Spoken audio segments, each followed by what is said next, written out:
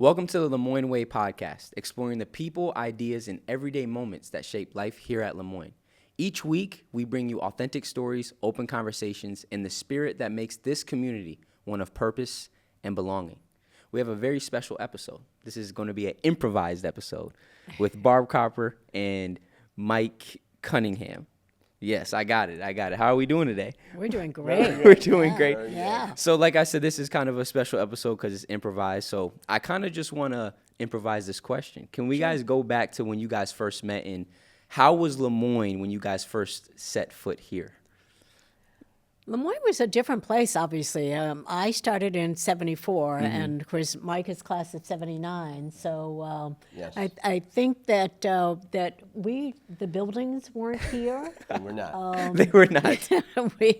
So it was a whole different place at that particular time. Do you want to talk about some of your what your thoughts of Moyne coming here and you probably came in 75 as a first year student. 75. Right? Wow.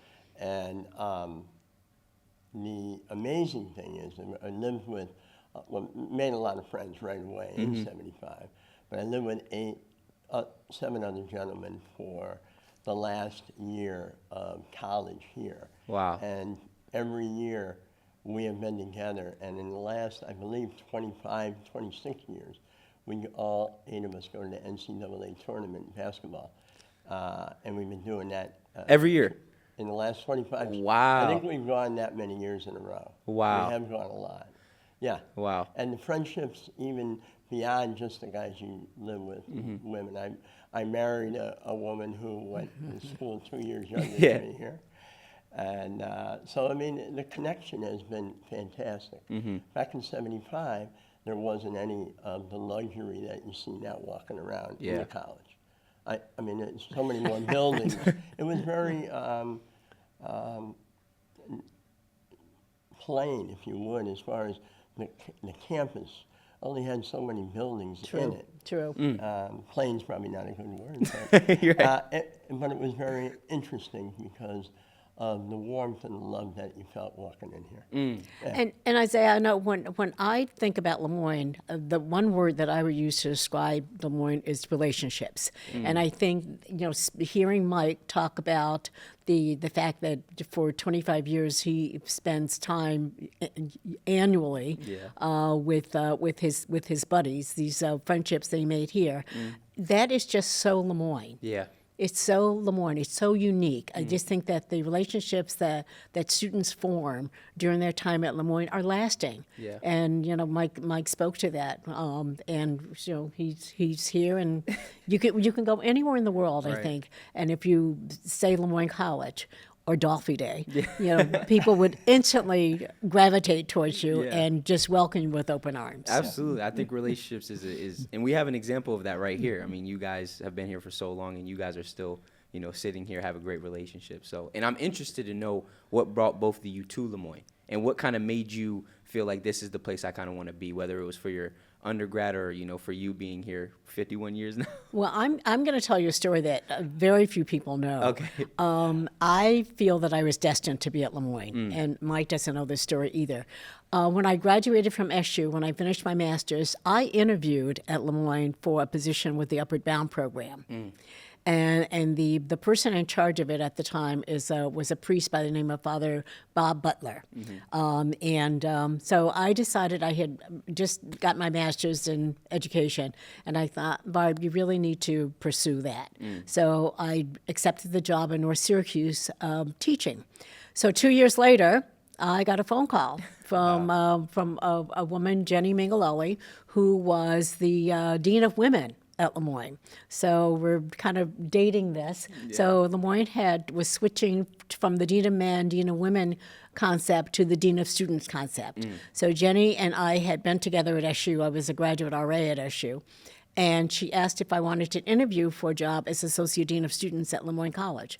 And I said yes. So, and the rest is history. So August 1st, 1974, here I am at Moyne College 51 years later. Yeah, so wow. it wouldn't change a thing about it. Yeah, I'm gonna come back to that. I want to hear, Mike, what brought you to Lemoyne. Story. It is. That is a terrific story. It's amazing. Is it not? I have a little one of my own. Okay. I was going to Marist College, graduated from high school. I think it was around June 27th.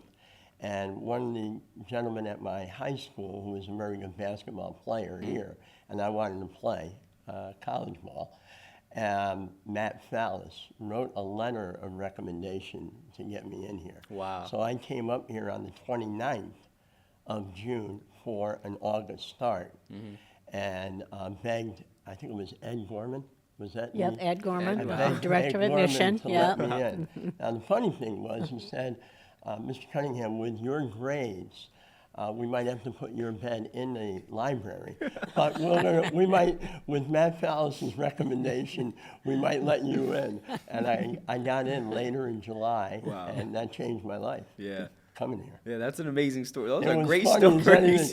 because every time I saw Mr. Gorman in the hallway, I was like, I'm still here, Mr. Gorman. I'm doing okay. Yeah, I love it. I love it. What do you think? I know you spoke on like the one word about Lemoyne is relationships, but what do you think it was about Lemoyne that really made you like want to stay here and really feel like the community aspect of like this place? Lemoyne is special. I feel that Lemoyne is a community.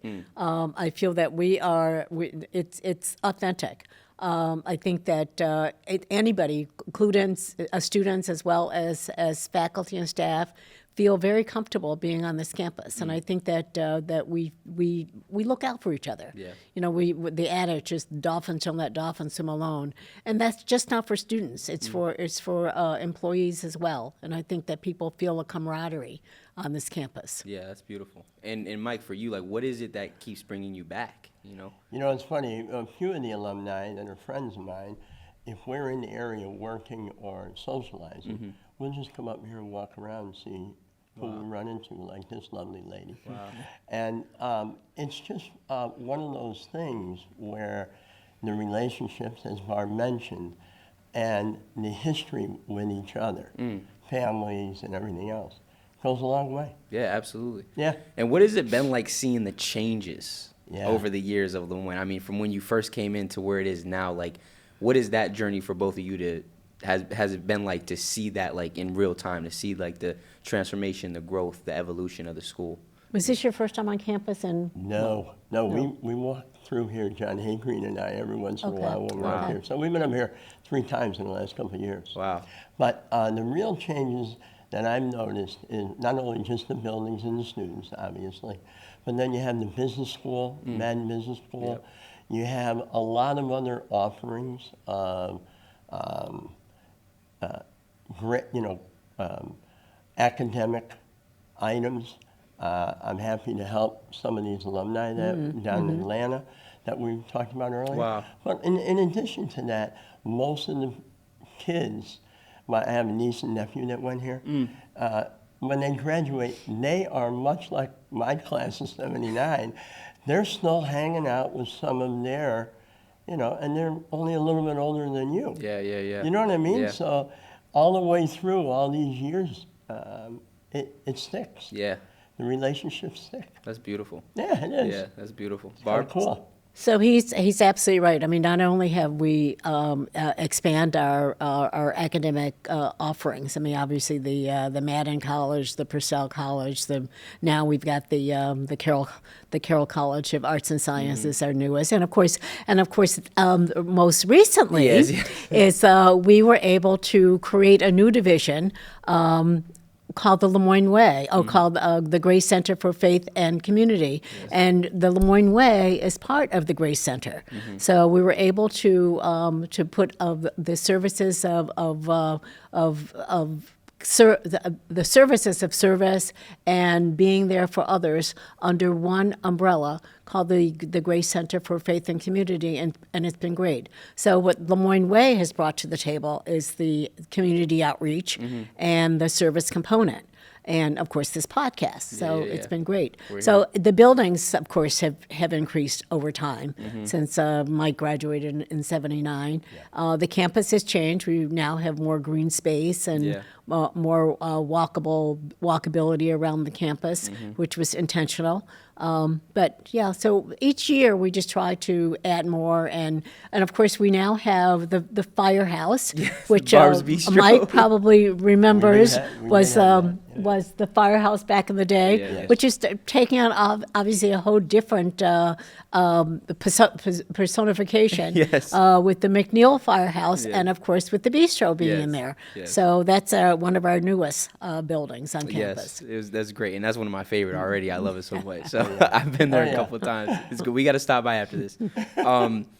You were talking about the Grace Center. I want to hear kind of your thoughts around that vision coming to life, and also like what made you want to take the role, and be a part of the Grace Center and kind of uproot this initiative on campus. Well, the reason I wanted to be part of it is because I saw a kind of a void, and it was an opportunity. Kathy Grace Purcell made a contribution to the chapel, and to me, Kathy represented what Lemoyne stands for, community and faith. And there was going to be a center named in her honor, and she wanted it in recognition of her parents. And Grace is her maiden name, so we were able to. It was going to be named the Grace Center for Faith and Community. Wow. And what we have been able to accomplish is a coming together of different parts of the college. Obviously, campus ministry, mission integration, as I said, the Moyne Way. So we're able to put all of those services that are so important for students to be part of during their time at Lemoyne. Wow. Their faith journey, their commitment to service and the community. So we were able to put all of those under the umbrella of the Grace Center for Faith and Community. That's amazing.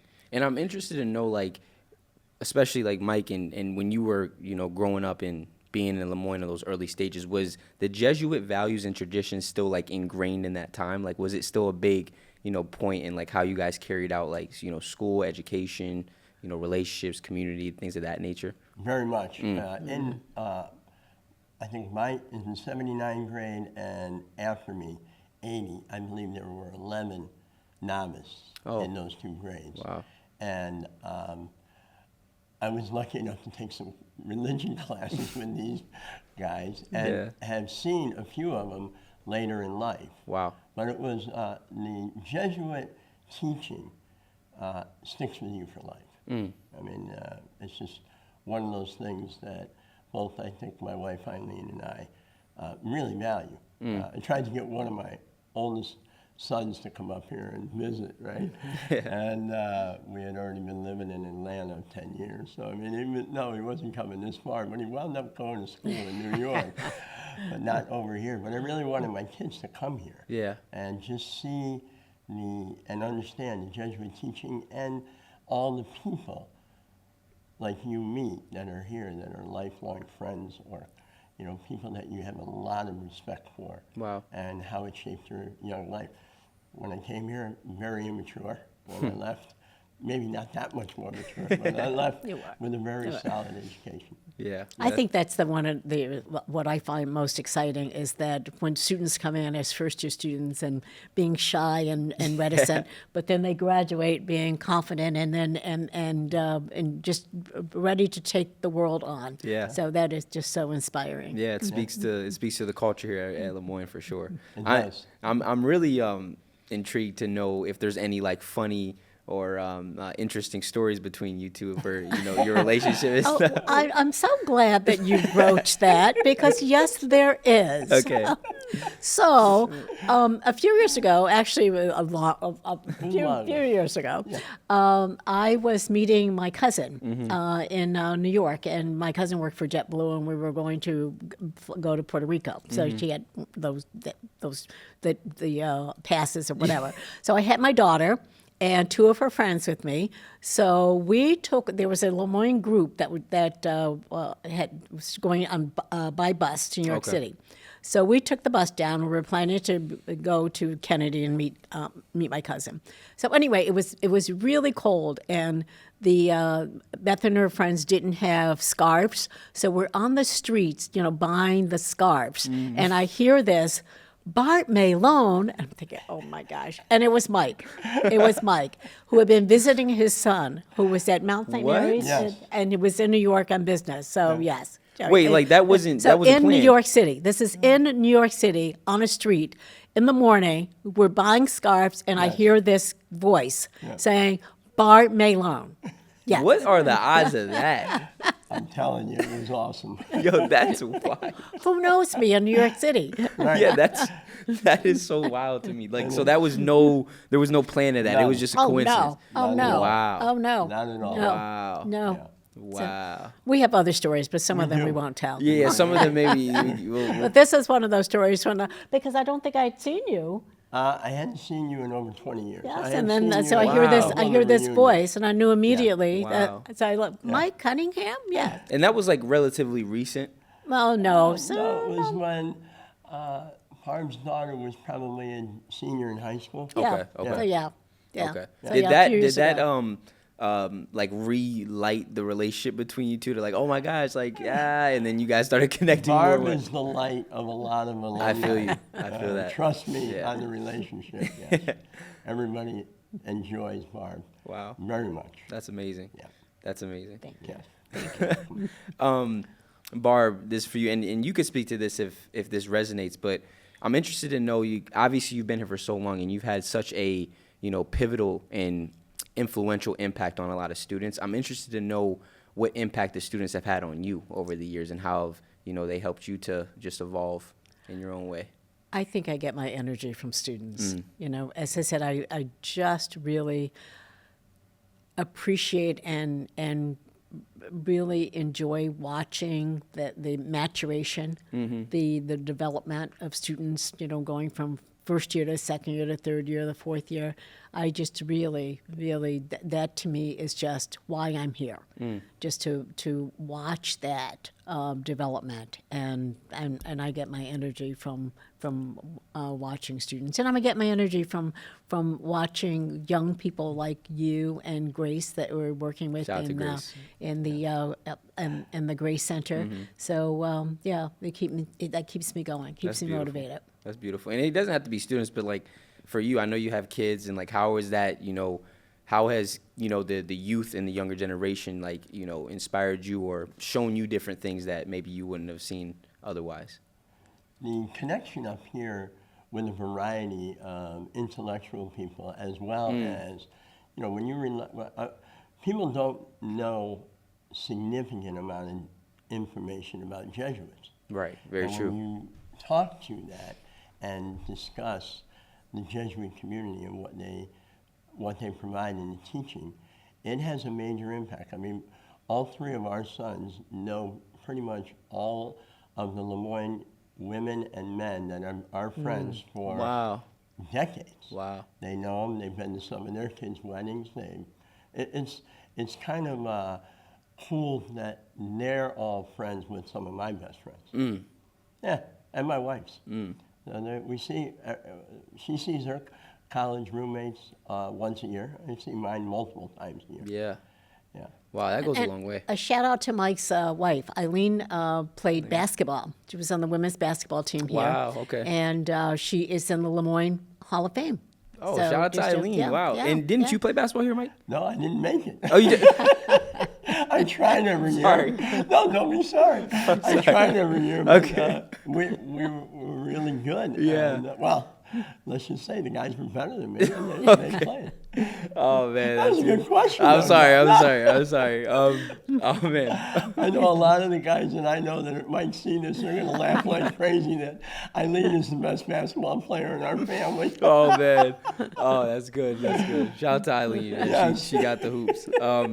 Okay. Before we get into the final like fast round questions, which are just fun, I want to know from your experience of, obviously going through college and having those experiences, what advice would you give to the youth of today? I know it's a different time. We have a lot of different, stimulants like social media and, external distractions and stuff. But what advice would you give for students navigating their college years? What would you say? I would say, God winks at you. Follow him. Follow those. Yeah. That's beautiful. Yeah. I would say find your passion. Self-discovery. I think that, to me, the college years are the best years of your life. Yeah. And I really think that I foster the notion that to really take full advantage of your college education. And I think Lemoyne is a place where students can really explore different facets and really take that to heart. Yeah. One of the things that has changed from Mike's days is our ethnicity and our cultural differences on our campus. Our campus has grown in leaps and bounds in terms of the multiple ethnicities that we have on our campus, and it enriches our campus. It does. And I think that students can learn from each other if they engage in those conversations with each other too. Absolutely. If a student has an opportunity to study abroad, I would say by all means do that.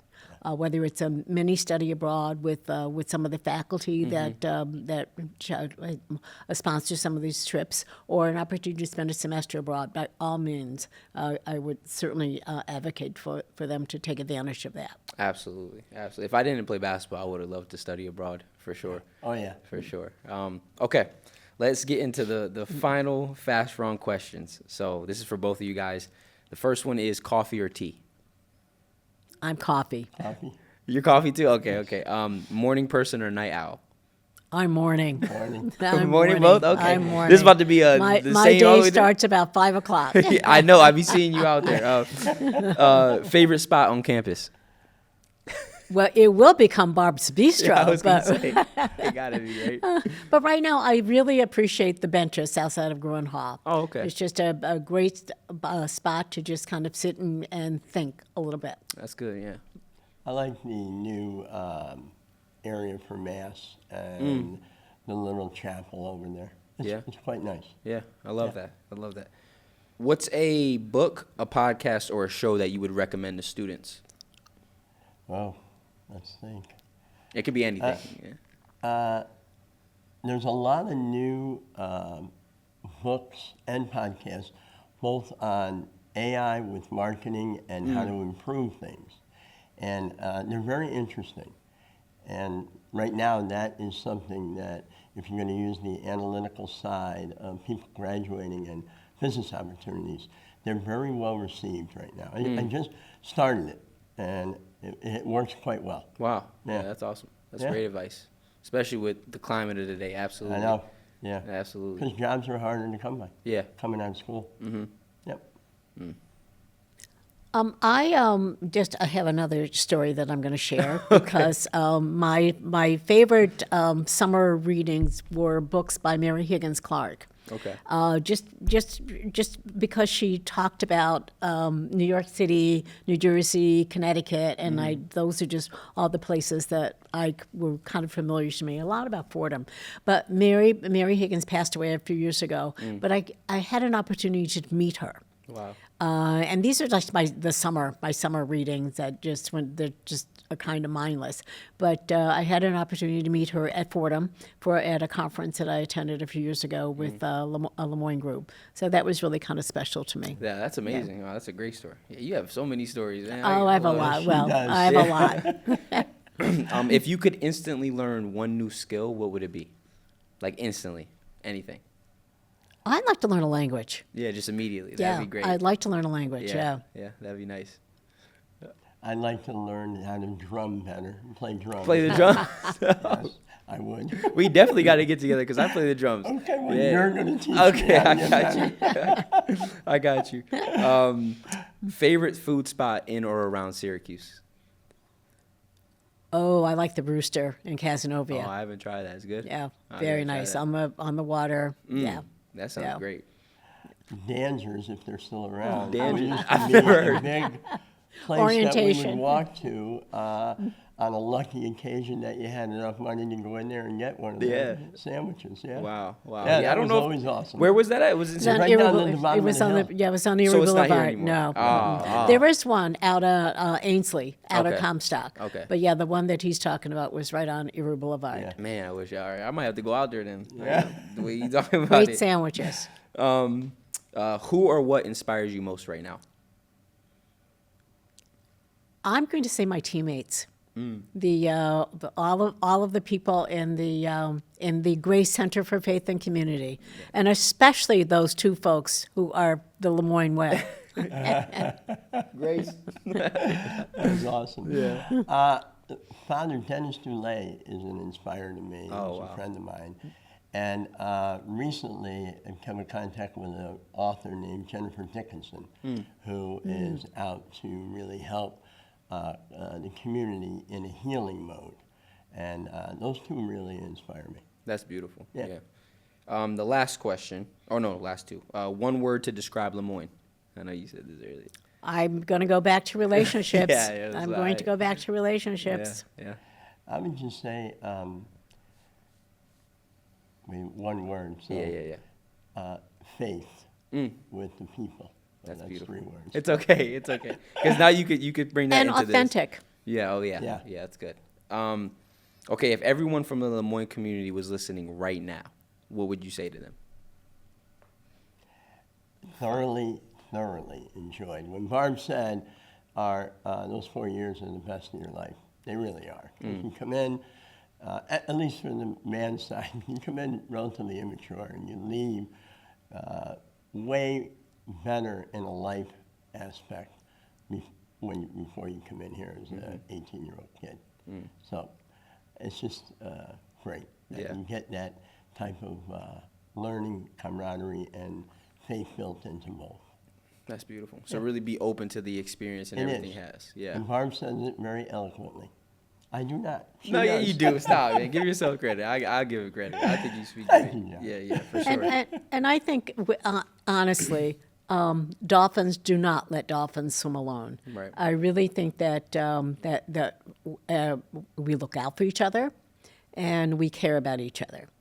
And I think that you can find your pod at Moyne College. Yes. So your faith tradition can certainly be explored and enhanced here.